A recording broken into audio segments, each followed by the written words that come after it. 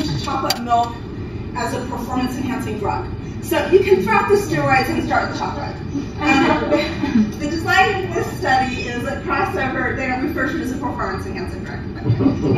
It's a crossover randomized control trial, which means that you're randomizing people, but they all get each treatment assignment, but you're randomizing the order in which they get it. And they used 9 trained male cyclists, and they compared a chocolate milk to a Gatorade, sort of with which they called a fluid replacement, to a carbohydrate replacement beverage. And what they did was they had them cycle, and then they gave them a 4-hour recovery period. And at the beginning of that recovery period and halfway through at 2 hours, they gave them whichever one of the 3 beverages. And then on another occasion, they did it with the second beverage. On another occasion, they did it with the third beverage. And then they compared that after they gave them this 4-hour recovery period, they had them cycle to exhaustion, and they measured how long could they cycle for. And after the chocolate milk, they could cycle for longer than after either the Gatorade beverage or the carbohydrate replacement beverage. And in fact, they cycled for 43% longer and 51% longer than with these 2 beverages, respectively. And these effects were strongly statistically significant, supporting the idea that there is a causal connection between chocolate milk consumption compared to these other sort of performance-sustaining beverages and endurance. Consistent with what was found with the epicatechin in rats, but this time with an actual chocolate-based product in humans. Okay. So this sort of finding seems to kind of be new to modern thinking, but the recognition that chocolate had performance-enhancing aspects actually is well reflected in quotes from older days. And this is just one of a number of quotes that you can find from Army generals, et cetera, et cetera. This was from Hernando Cortez in 1519, saying, referring to chocolate as the divine drink which builds up resistance and fights fatigue. A cup of this precious drink permits a man to walk for a whole day without food. So a lot of times we in science end up discarding received wisdom that after all wasn't scientific, and then much later coming to recognize that there was some foundation to it. Okay, well now let's look at actual heart health. And I like looking at actual heart outcomes. This one looks at cardiovascular death from heart attacks and related kinds of causes. This is a prospective cohort study. There aren't really any randomized trials that are large enough and long enough. And remember, these randomized trials are expensive to do if you're following people until they die, and you can't patent chocolate, although I'm pretty sure people are going to be trying to patent different kinds soon. So there's not a lot of drug company money going to randomized trials, but there are prospective observational cohort studies, and this is the Zupfin elderly study, 470 elderly men, and if they're elderly, they have more prospects of, I hate to say it, but dying on follow-up, so you have more outcomes to examine. And they compared the top to the bottom third of cocoa consumption, abstracting cocoa, the chocolate mass part of cocoa butter, from a food frequency questionnaire. So if you get cocoa, you get cocoa. If you have chocolate, you have cocoa. All the cocoa-containing foods, they estimated the amount of cocoa. And they found that the highest third of cocoa consumption had half the risk of cardiovascular death as the lowest third of cocoa consumption.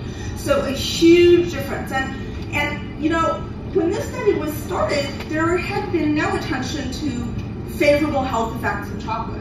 So it was not the case back then that people who ate chocolate were the people who generally did health favorable behaviors. If anything, you might argue the opposite. So this is probably not confounding by people who generally do lots of things because they're good for their health. And this is a highly statistically significant finding. And here's another study, a prospective cohort study from Sweden, looking at people aged 45 to 70 who had a heart attack, but no diabetes.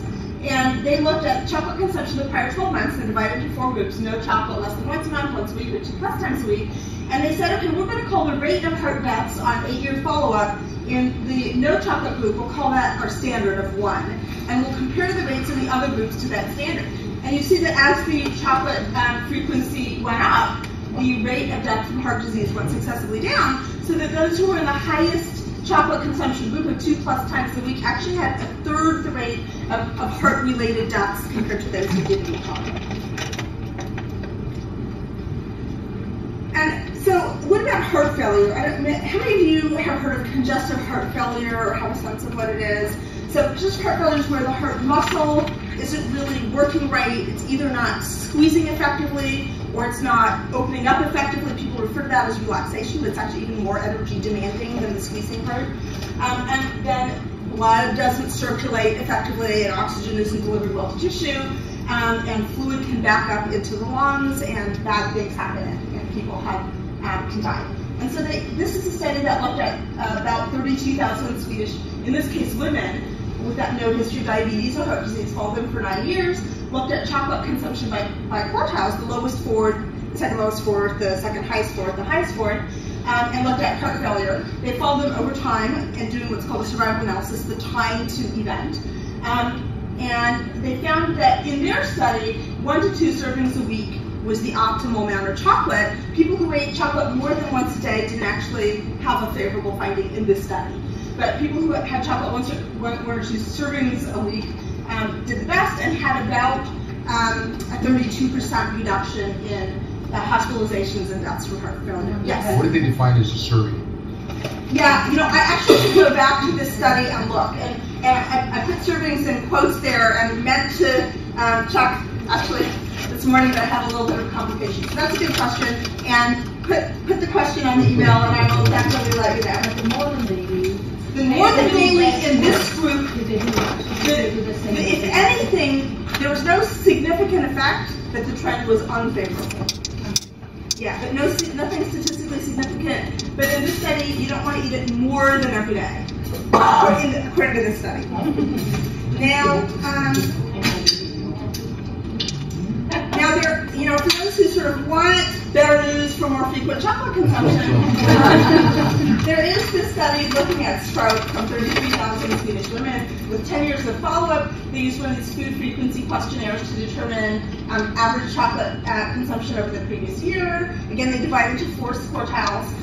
In this study, the lowest fourth was less than 9 grams a week. The highest was over 45, which is a mean of 66.5, which is like sort of on the range of 15 Hershey Kisses a week. And they looked at strokes over 1 year. They had a large number of factors that they adjusted for. And they found that there was about a 20% reduction in stroke risk in the highest chocolate quartile, but in this study they really didn't see any benefit in the intermediate quartiles. It was really, the benefit was confined to the highest consumption group. And infarction strokes that are not due to bleeding, basically, are the more common kind of strokes, and again, about a 20% reduction there. The bleeding strokes are less common, but typically more severe, more commonly serious and fatal. And there was over a 40% reduction or association with lower rate in the highest consuming groups.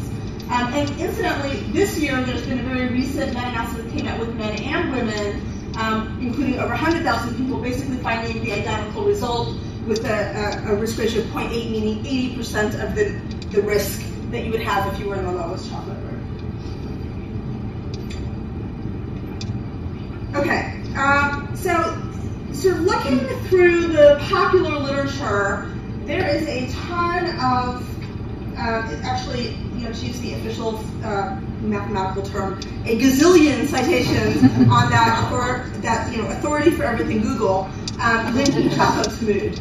And, you watch any sitcom or a lot of romantic comedies, and there will be things linking with the presumption that chocolate is favorably associated with mood.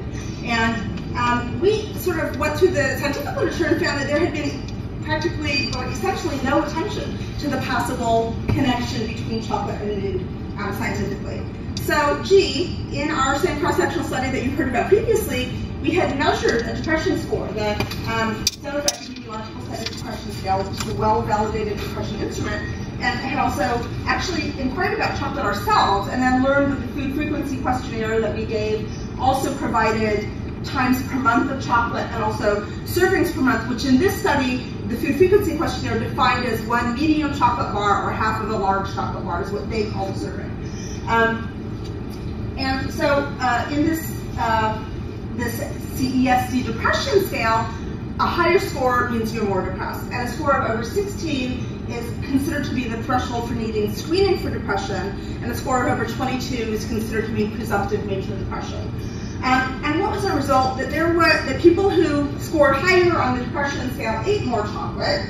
And here we see the findings, and I'll take you through this. So this is, everybody, men, women. These three groupings are our chocolate instrument that's times a week, their sort of times per month, which should be about 4 times higher, and their servings per month. And then within these, the light blue, the medium blue, and the dark blue are people who scored low on depression, medium on depression, and high on depression. And we see that in all these groups, basically, higher depression is associated with more chocolate consumption.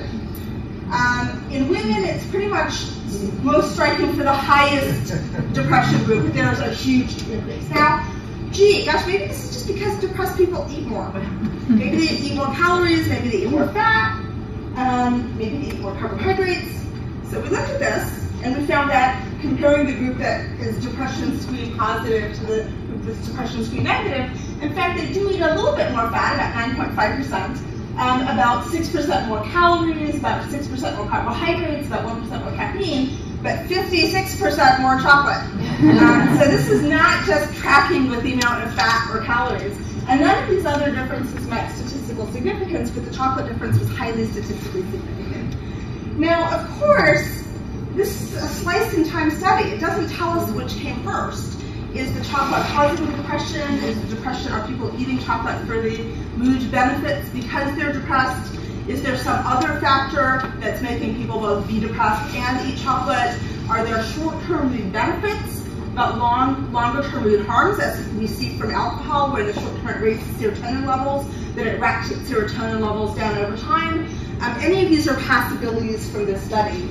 And I think, most people's presumption is that, the mood drives the chocolate consumption. But honestly, after we did this study, there's one concern that we have, which is I alluded earlier to these copper fungicides that are used in chocolate, and they're used even for organic chocolate. And it turns out that there's actually a literature linking high copper levels and high copper to zinc ratios to both depression and to aggression. And we haven't published this, but I did look at our findings, and the Food Frequency Questionnaire abstracts copper consumption as well, and we did find a very powerful relationship between copper consumption in our sample and depression. Yes? Does chocolate have any effect on endorphin levels? I'm going to show you in a minute what it has an effect on. It has an effect on a lot of things that relate to mood.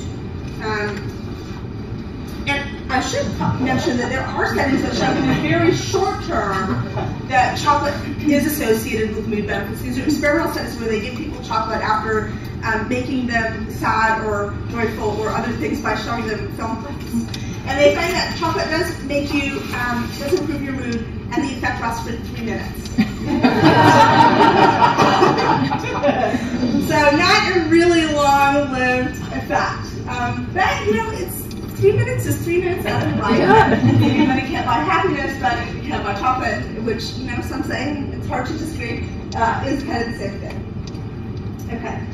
So, what are some of the many mood mechanisms? Well, one that is a finding that emerged here in La Jolla from the Scripps Institute is that substances in chocolate actually bind the cannabinoid receptors in the brain, the marijuana receptors. Well, I'm going to make this point. So why is it that they call them the marijuana receptors? Because substances in marijuana were the first thing that was found to bind to them, because that's what they were studying. So if they'd been studying chocolate first like they should have done, then they could have called these the chocolate receptors. And one could make the argument that perhaps regular binding of chocolate to these receptors is good for neurochemical health. And as we'll see, there certainly are favorable brain associations of chocolate. And I would make the point that since these already have substances that bind to cannabinoid receptors, some of us see no need for special brownies.